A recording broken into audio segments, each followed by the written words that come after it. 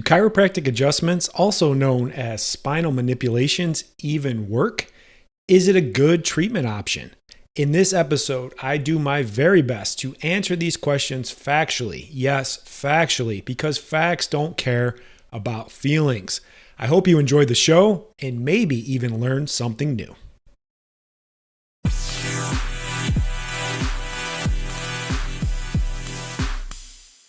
Welcome back to the Injuries Explained project, where we are on a hell of a mission to make chronic injuries obsolete by helping anyone that is injured and in pain get properly educated and informed on all their treatment options so they can have the best possible outcomes without ever having to resort to pain pills, injections, or surgeries, which in fact make things worse.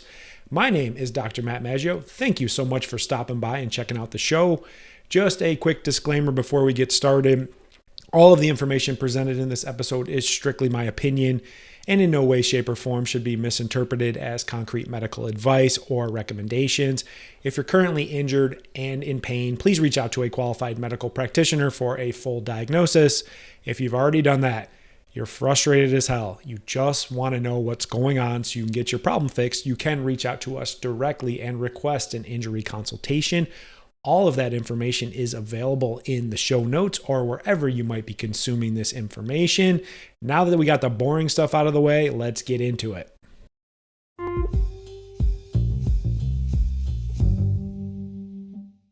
So I'm going to start this episode off with identity statement.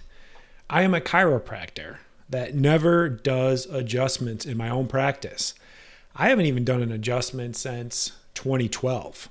So you're probably going to get a good idea of where the answers to these questions, do manipulations work, is chiropractic a good treatment, is going to go. I've been called, I guess, all sorts of names, lots of insults hurled at me, and even had some downright hateful shade thrown in my way over the years for being so anti-chiropractic, even though I have a chiropractic degree.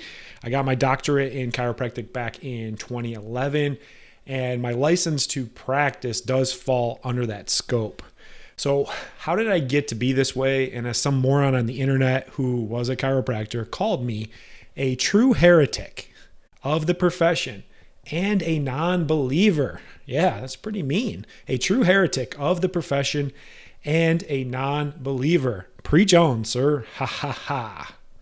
My story. So what is my story? Why did I become anti-chiropractic even though I have a chiropractic degree? It's going on 13 years now. I'm getting old. Back in my technique class, back in 2010, I think it was, 2010. And we start taking technique classes after we've gone through all the anatomy and the physiology and how the body really works. And one thing that was really awesome about where I went to school, I went to New York Chiropractic College, and I was really lucky to have a great school with a world-class anatomy and physiology program. I got so much information and understanding muscles and function, everything like that. So we're in this technique class. And the professor was up there, talking about how great chiropractic was and how excited we should be. And we're going to help so many people. And we chose the best profession ever. And they were doing this stuff called like muscle testing. Basically, they found someone in the class that said, hey, my shoulder, I have a shoulder problem. It hurts. So the professor had them come to the front of the room. They did some tests, showed that it was in fact weak compared to the other side. Then they did some manipulations. They adjusted the neck, snap, crack, pop, all that, whatever. And it's like, woo, everyone's like, wow, that's cool. Then they retested that muscle. And like magic, it was stronger. It was better. Needless to say, a lot of my classmates were mystified and amazed at that amazing feat. Wow, look at this. This is so cool. Unfortunately, I didn't feel the same way. And at my core, I'm really skeptical, like really, really skeptical.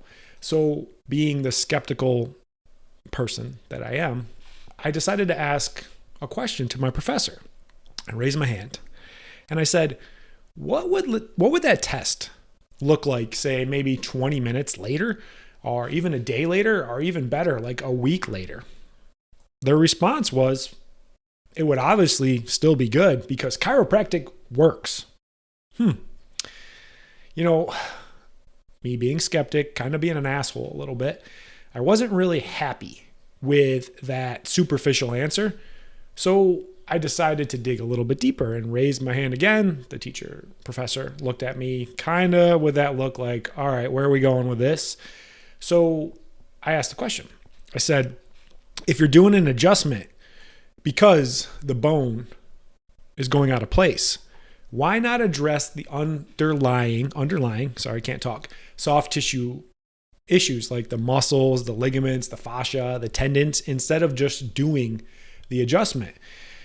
I knew a lot about anatomy because, like I said, I got a really awesome anatomy program in my school, and the role and the function of moving and stabilizing the spine. I really look at it as this idea of like the brick and mortar analogy. So chiropractors like to say this idea like your bone goes out of place, which is your brick, and then they adjust it and put it back. I look at the mortar as like the soft tissue and all that. So it's like, okay, well, the brick keeps going out of place and we're putting it back, but we don't fix the mortar. Why not fix the mortar so we don't have to do the adjustment and it can actually hold? That's really bad for business, for chiropractors. They don't get repeat customers and everything like that. So after that back and forth with the teacher, they really said something that changed my whole life and my career trajectory forever. They said, if you don't believe in the true healing powers of the adjustment, then it might just be best for you to drop out of school. Whew. Yeah, that wasn't very nice, but I get it. I understand. That was a hard pill to swallow because at this point I was already halfway through the program, about 2 years in, and I'd already invested about $75,000 in the education to go there. So I pondered, I did some deep thoughts and reflections, and I decided not to listen to that teacher.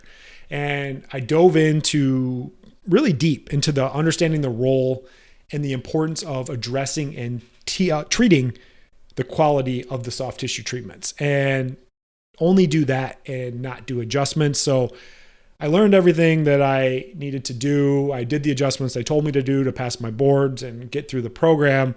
But at the whole time I was there, I was really just learning anatomy, learning soft tissue work, all that stuff, and understanding that this was actually going to be the key. That brick and mortar analogy really changed my perspective and my trajectory of my career, and understanding that the adjustment, subpar at best.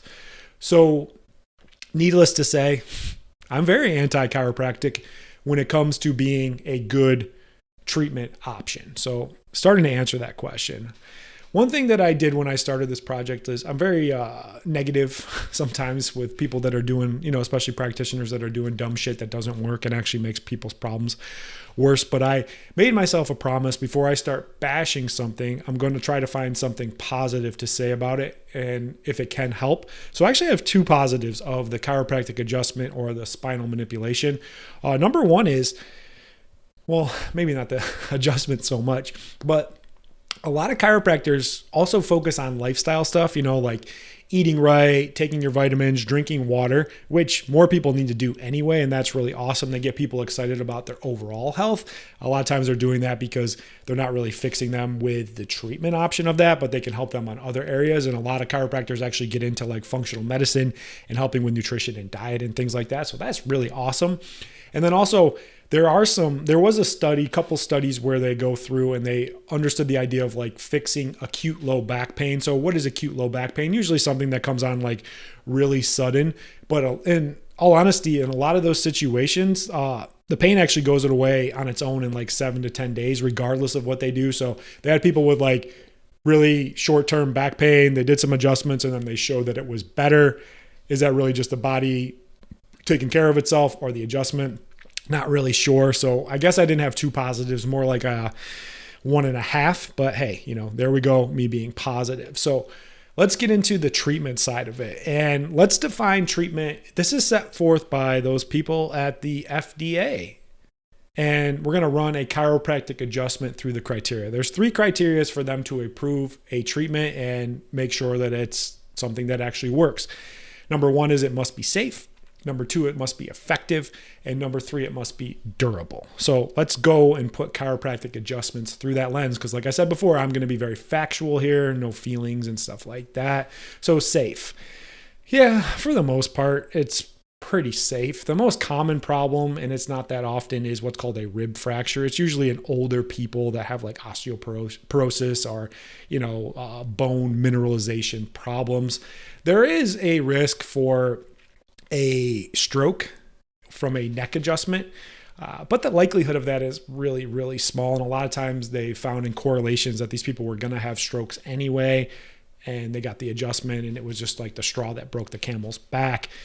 They say you're more likely to get struck by lightning than get a stroke in a spinal manipulation. So overall, pretty safe.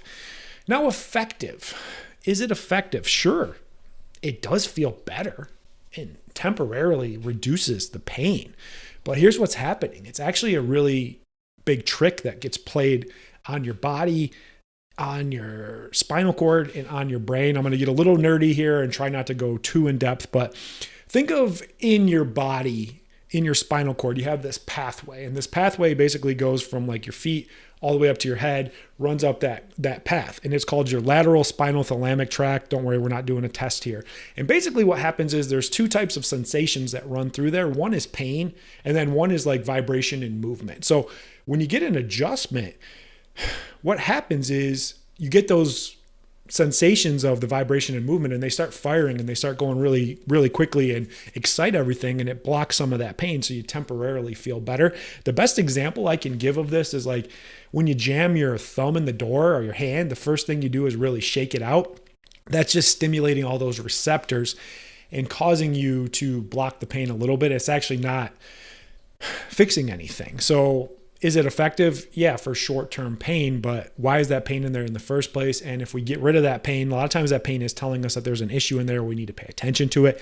So the adjustment can actually be kind of dangerous because it gets rid of some of that pain. But why is that pain in there? It's telling you that there's a problem and you need to listen. And if you only get rid of the pain but don't improve function, it can cause some big issues down the road. Effective, did that. Durable. Is it lasting? Is it long lasting?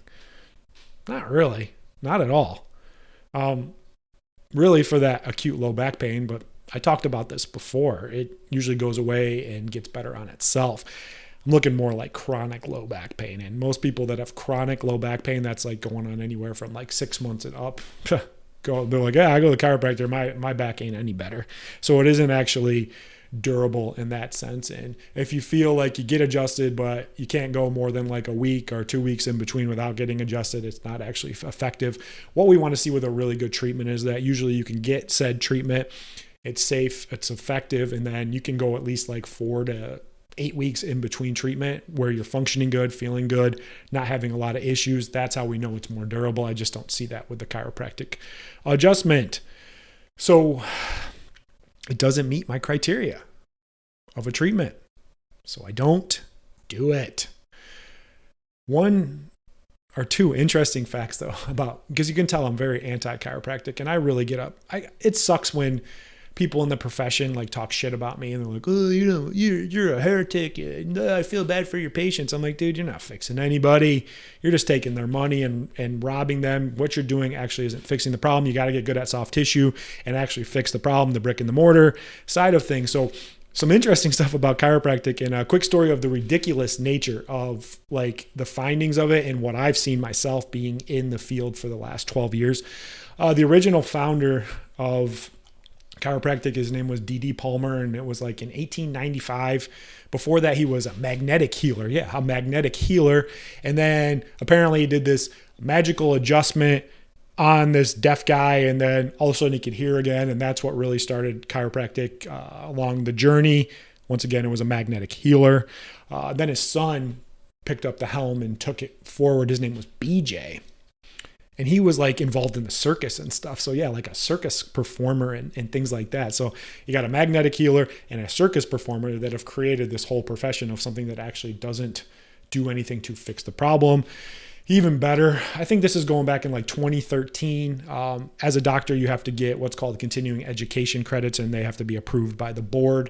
I was going through my first round of continuing education credits In those courses, a lot of times it's a whole lot of nonsense and not really learning a lot. They just want you to go sit there and pretend like you can pay attention. Most of it's just talking about like the rah-rah awesome nature of chiropractic adjustments and how everyone needs to do them and you can change the world. I wasn't really paying attention that much, but something that day really caught my attention. And this presenter was up there and he said something. He goes, "Hey, you guys remember those like school shootings at like Columbine and Virginia Tech back in the day?" I was like, "No, where's he going with this one?" He goes, "Here's the thing. If only I could have got my hands on those people that perpetuated those crimes and adjusted them and fixed their necks because they were subluxated. They weren't thinking clearly. We could have prevented all these mass shootings. They just needed to be adjusted because they were subluxated." And holy shit, like 3/4 of the room was like cheering and like, yeah, rah, rah, rah. And I'm like, what in the absolute fuck is this person even talking about? That's what's going on when you get some of these crazy people in that profession are like, just believe in it. Just do the adjustments. This is what's going on. You can see why I don't do the adjustments. I only focus on soft tissue because it's factual. It doesn't involve feelings. That's all I got for you guys. I appreciate you guys listening to the show. Please support the show by sharing it with others. And once again, if you're looking for real answers about what may be going on with your own injury and you're tired of getting jerked around by the medical system, then please reach out and request an injury consultation with me and my team. All of that information is in the show notes. I appreciate you guys listening, and I'll see you on the next one. Bye.